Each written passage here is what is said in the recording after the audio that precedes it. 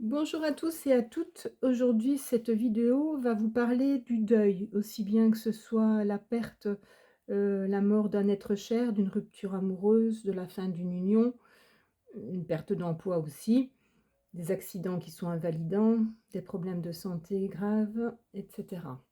Donc ça va, cette thématique sera sur ce large spectre du deuil. Alors, pour les personnes qui se sont déjà procuré la planche complète, je vous invite à prendre la planche qui correspond à l'abandon. Pour les personnes qui se le sont déjà procurées, en pièce unique, donc la planche vibratoire d'abandon, je vous invite aussi également à la prendre pour qu'elle permette de rayonner des informations, vibratoires pour vous aider dans cette, compréhension et dans ces prises de conscience au niveau de la thématique du deuil.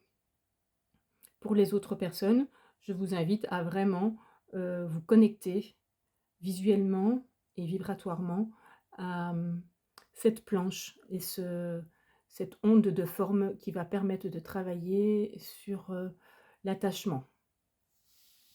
Alors, on y va. Donc comment faire face à cette souffrance, la souffrance du deuil?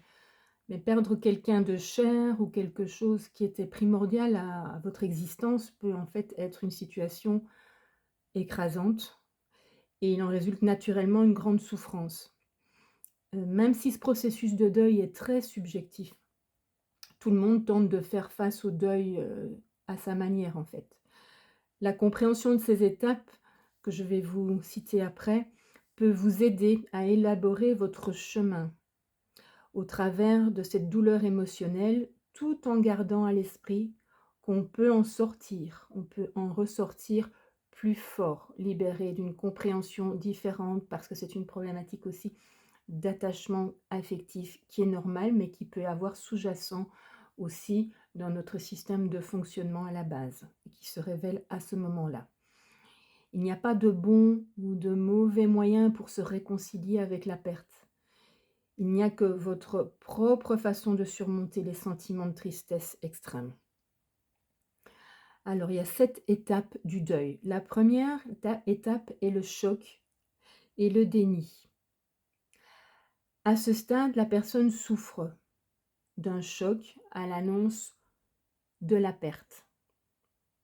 Le choc est une étape légitime de défense de l'esprit pour une situation qu'elle pense ne pas pouvoir gérer. La réaction est souvent la négation des faits qui se sont réellement produits. La personne en deuil pense qu'elle rêve et refuse d'accepter la situation, causant cette insupportable douleur.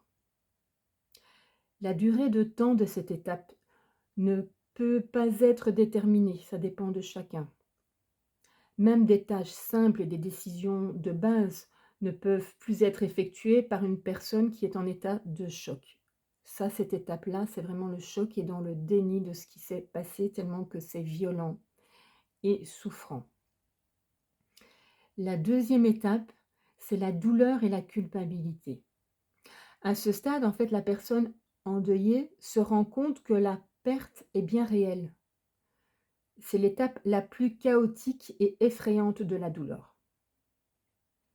Beaucoup de gens compensent à ce moment-là avec, des substituts, la nourriture, l'alcool, des médications et d'intenses sentiments, en fait, de culpabilité vont émerger, même des remords sont parfois expérimentés et la raison en est, en fait, des mauvaises choses qui ont pu être faites, qui semblent avoir conduit à cette perte irréversible. Et la douleur pousse parfois la personne endeuillée à se sentir coupable et se considère comme responsable même de la perte. Ça peut aller jusque-là. Dans le troisième stade, on passe à la colère. À ce stade du deuil, en fait, la personne peut se mettre en colère à cause de l'injustice qui est ressentie de ce qui lui est arrivé, c'est-à-dire la perte. La personne peut aussi choisir inconsciemment de dévier cette colère sur une personne désignée comme responsable de la perte, comme pour se dédouaner. rendre quelqu'un d'autre responsable de ce qu'il s'est passé. Et une bonne gestion de la colère est indispensable à ce stade du deuil. C'est pour ça que je vous invite vraiment à utiliser cette planche vibratoire qui parle d'attachement, d'abandon, d'abandon, de liens affectifs, de dépendance affective. Et elle peut vraiment vous aider à passer cette étape. La quatrième étape, c'est le marchandage. À ce stade, en fait, la personne qui est en deuil, en fait, se sent frustrée. Et même, elle peut même commencer, on va dire, à blâmer les autres pour la perte subie. Bien entendu, bien que cette responsabilité ne soit pas juste, on est d'accord, la personne en souffrance n'est pas en état de le comprendre et d'accepter cette réalité. Alors il va commencer alors à, comment dire, une sorte de négociation de la perte et une tentative pour trouver les moyens par lesquels, on va dire, inverser cette situation et la compenser, tout simplement. Et cette étape, c'est appelé une étape de négociation, en fait. On essaie de trouver, assis entre deux chaises, essayer de trouver une porte de sortie. Pareil, aidez-vous à libérer les mémoires cellulaires grâce à cette planche vibratoire qui vont vous permettre de libérer aussi les émotions qui bloquent pour pouvoir aller à l'étape suivante.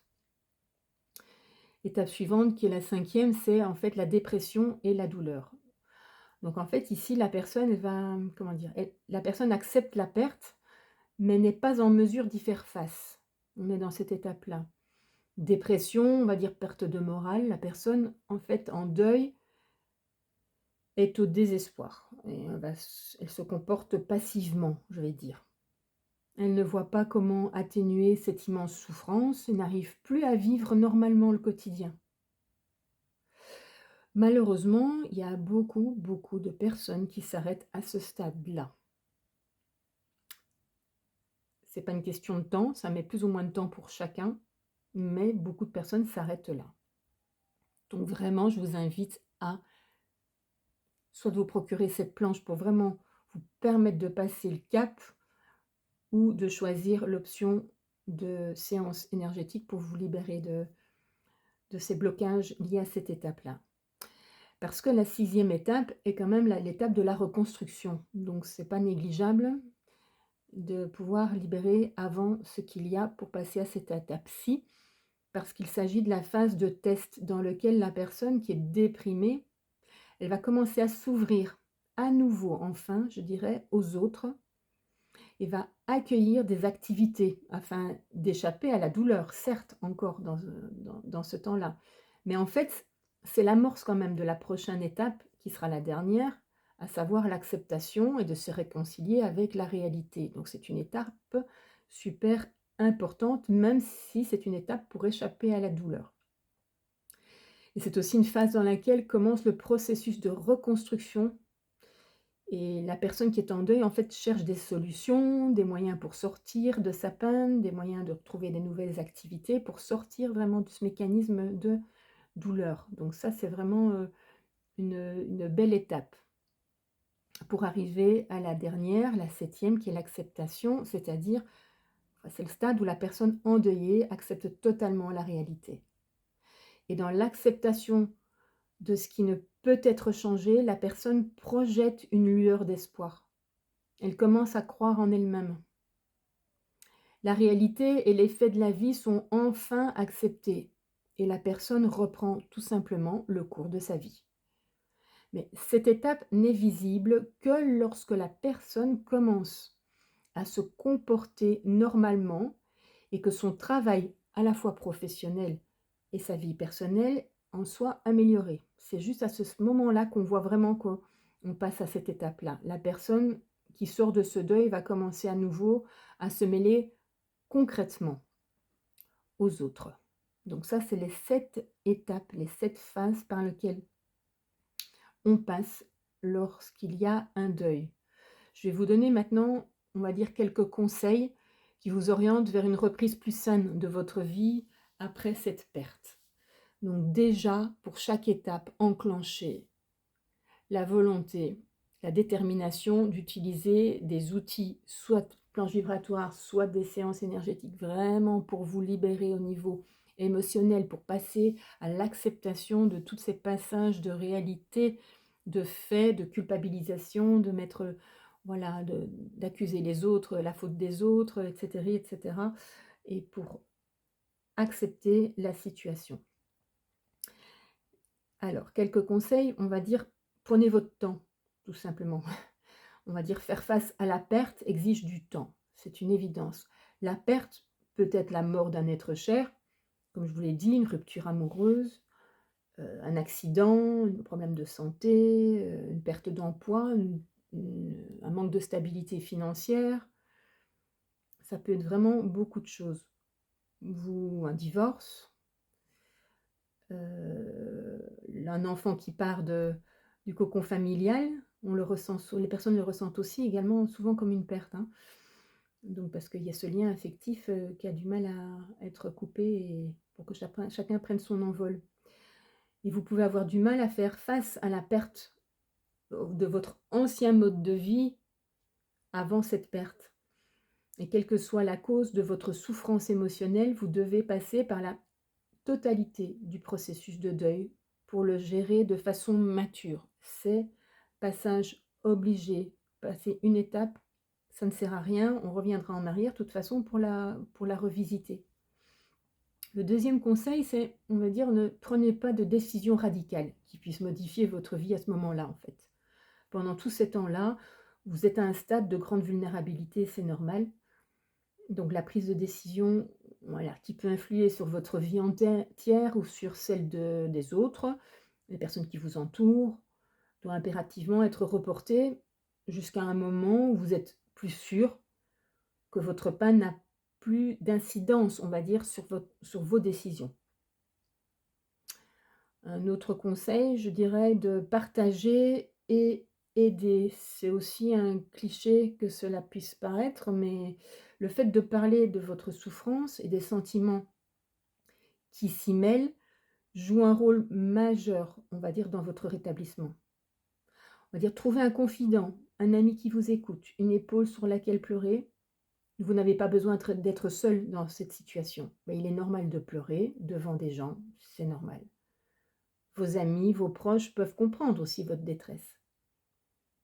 Maintenant, si et forcément, en fonction de chacun, ça perdure, il est peut-être bien de se faire accompagner de professionnels. On est bien d'accord, pour ne pas mettre un sac à dos trop lourd non plus dans le temps, si ça perdure, avec vos proches qui ne pourront peut-être pas assumer aussi, parce qu'ils auront aussi leur propre tristesse. Mais en tout cas, pas de culpabilité à ça. Premier temps, effectivement, il y a besoin d'avoir l'écoute des proches, s'il y en a. Donc il est facile de laisser le sentiment de désespoir, en fait, hein, maîtriser vos pensées et vos actions. Mais pour éviter cette situation, on va dire, on va rechercher la compagnie de personnes agréables, on va dire plutôt les énergies positives, hein, vont déteindre sur vous, pour sortir un petit peu la tête de l'eau et continuer en fait que la vie continue tout simplement. Autre conseil, on va dire, prenez soin de vous-même. Cela aura un impact sur votre corps, mais aussi sur votre esprit. Alors, dans ces temps-là, la perte d'appétit est, on va dire, un phénomène fréquent, hein. Dans une période de deuil, c'est normal. Cependant, vous ne pouvez pas la laisser s'installer dans le temps, car elle va considérablement, en fait, affecter forcément votre santé, c'est évident. Donc, prenez la décision de gérer vos émotions, de trouver de l'aide extérieure pour gérer vos émotions, en vous livrant à des choses pratiques, concrètes. Manger des aliments sains, prendre un bain chaud, prendre soin de vos enfants, vos animaux de compagnie, des choses faciles, simples, essentielles, claires. Ça peut vous paraître difficile, mais il n'y a pas d'autre moyen pour maintenir un semblant d'ordre dans votre vie. Exercez un contrôle positif de votre vie dans de multiples petites actions significatives au cours de cette période difficile. On va dire, lisez des livres qui vous font du bien, essayez de pratiquer pensée positive, écoutez de la musique qui porte vers le haut, vibratoirement, prenez de l'air, admirez la nature, toutes ces petites et grandes choses qui vont vous aider à vous rafraîchir mentalement, à ramener de la lumière dans votre cœur. Entourez-vous de positifs, de vibratoirement positifs. Voilà, planche vibratoire aussi, elle va vous aider vibratoirement en faisant le protocole, en mettant par terre pour libérer les mémoires cellulaires, mais aussi en dégageant vibratoirement un environnement à haute vibration qui va pouvoir nettoyer aussi vos lieux de vie, qui vont être forcément impactés par vos émotions négatives, ce qui est normal. Donc vous devez volontairement faire toutes ces activités et ne vous inquiétez pas, vous y arriverez en temps voulu, chacun à son rythme. Ce sera différent pour chacun, bien entendu. Autre petit conseil, confiez-vous à un professionnel dans l'accompagnement psychologique, c'est impératif. Ne restez pas seul parce que l'écoute des proches va durer un temps, mais ils ne sont pas thérapeutes et ils vont pas pouvoir en fait supporter la lourdeur du passage parce qu'ils auront eux-mêmes leurs propres problématiques, leur propre deuil peut-être aussi par rapport à ça. Donc c'est très important. Vous pouvez également rejoindre un groupe de soutien qui vous aidera à faire face, qui sera là pour vous à travers vents et marées, hein, on va dire comme ça. La guérison de la douleur peut sembler être un cheminement qui est solitaire, mais rappelez-vous quand même, il va y avoir de mauvais jours, mais il y en aura aussi des bons. Il faudra aussi les identifier. L'important est de passer des moments, des pics de douleur et de bien profiter des moments de répit. Et il faut en être conscient et bien les observer et les identifier pour ne pas rester que en bas. Et dernier point, tentez de vivre chaque jour 1 heure à la fois. C'est une opportunité aussi de vivre l'instant présent. Pour passer dans la résilience, c'est cela. Cela va vous aider à vous adapter à votre nouvelle réalité de vie. N'accueillez en vous, on va dire, que les émotions naturelles, ne vous forcez pas à pleurer. De même, ne vous forcez pas à faire face à la perte ou au deuil juste parce que vous avez besoin que votre vie soit sur des rails. Non. Soyez patient, on va dire. Soyez patient avec vous-même et laissez-vous guérir. Laissez-vous vous soigner tout en douceur. Bienveillance, c'est une opportunité de douceur et de bienveillance pour vous-même également. C'est très important.